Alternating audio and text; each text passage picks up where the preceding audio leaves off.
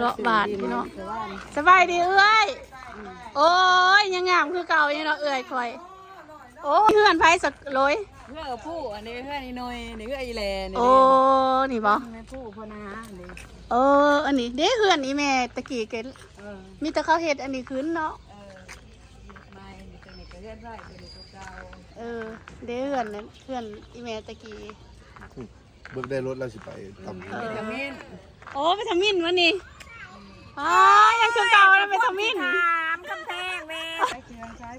ยางรอบาน แต่เลิกๆเห็นแล้วลูกป้าหัวแม่นี่งามไอ้นี่เคยเขาขายตัวเท่าไรจำได้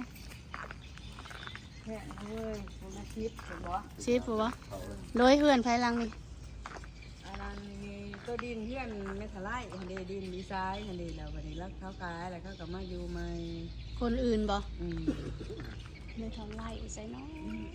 แม่อีโทษเลยแม่โอ้พวกเขียดไปเยอะใช่จ้ะโปรเจกต์แล้วก็ยืดเท้าลุงคนอันนี้ได้ซื้อเพื่อนไปจ้ะเนี่ยนะเพื่อนโอ้ร้านสายไปเพื่อนซีบุญเทืองเพื่อนซีบุญเทืองวะนี่ยังคือเก่าอยู่เนาะมีเพื่อนเนี่ยนั้นไม่เบาเพื่อนไม่เบาเพื่อนผนวดเพื่อนผนวดวะนี่นะเพื่อนเลยซีบุญเทืองยังคือเก่าเนาะอันนี้เพื่อนไปเกาะเพื่อนพ่อยเพื่อนพ่อยเด้เจ้าของเพิ่นพ่อยคนงามจะพ่อยคนงามทั้งรวยเอกคุณเจ๊นี่เจ๊พ่อยเพื่อนไอ้แหล่แล้วอยู่ไซส์อะไรเนี่ยเพื่อนสาวขาวไฟอยู่นี่ค่ะก็ข้ามอยู่สาวขาวอยู่ไซส์เมื่ออยู่เวียงคนเราบ่ได้ขายเฟอหรอบ่เดี๋ยวนี้ก็ขายบ่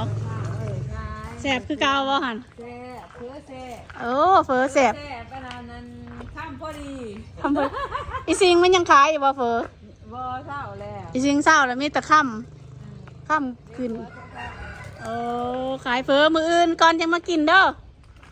มื้ออื่นเศร้าเพื่อนบ้านพัตจองอันนี้นี่เพื่อนพัตจองไว้นี่เฮ้ยเพื่อนแม่พัตจองเพื่อนเอ้ยเราไผอยู่นี่นะลอย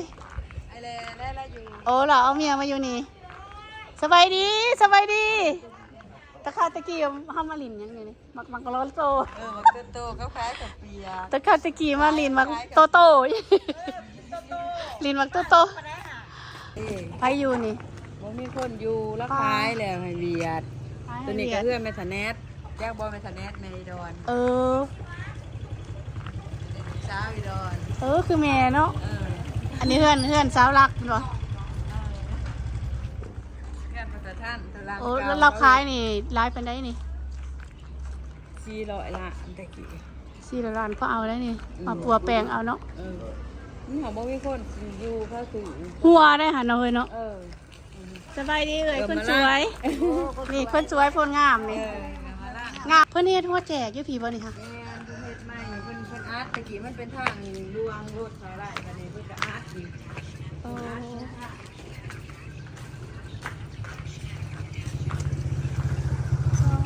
บัตรคนงามพี่น้อง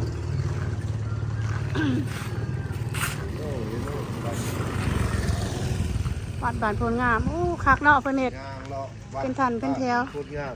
จังหน่อยสิโทรกลับมันมีขายทอดอยู่วิดีโออยู่ป้าใหญ่อีนี่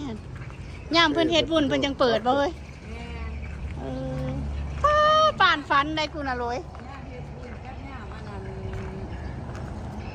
บ้านชินเพิ่นซื้อออกไปอีกเนาะอันนี้เนาะเพิ่นซื้อดินเพื่อนเขาภาพเดียวป่านฟันได้เท่านี้เฮ้ยเพื่อนล้างไหนเนี่ยคือเก่าเนาะเฮ้ยเนาะทั้งหนาเนาะล้างนั่นนั่นคือเก่าแล้วย่างอยู่บ่ไอเป้วัดยังไม่แล้วเขาบ่ได้อยู่นี่แหละเขาขายให้คนอื่นวัดยังไม่แล้วก็ดิย่างงามนี่ทาอยู่ไปเลยอยู่นี่เด้ตัวหน่อยไปแพงเงินน้ำหมูเป็นเห็ดอันนี้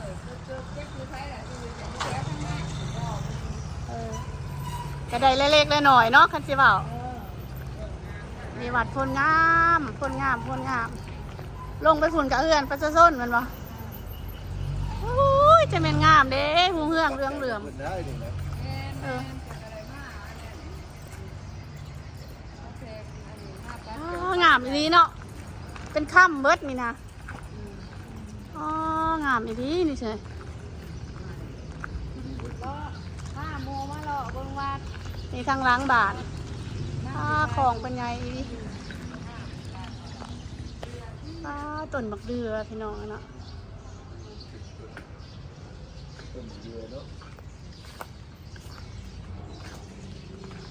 บ่แม่นหมังล่องกองบ่ โอ้ยงามเด้หัวแจกจะได้เมื่ออยู่บ้านเด้ตอนน้าฝากเงินมาเพิ่นบ่ทันแหลกปานนี้เนาะเนาะ แม่น เอ้ยหุ่งเฮืองเหลืองเหลือมดีใจเด้เด้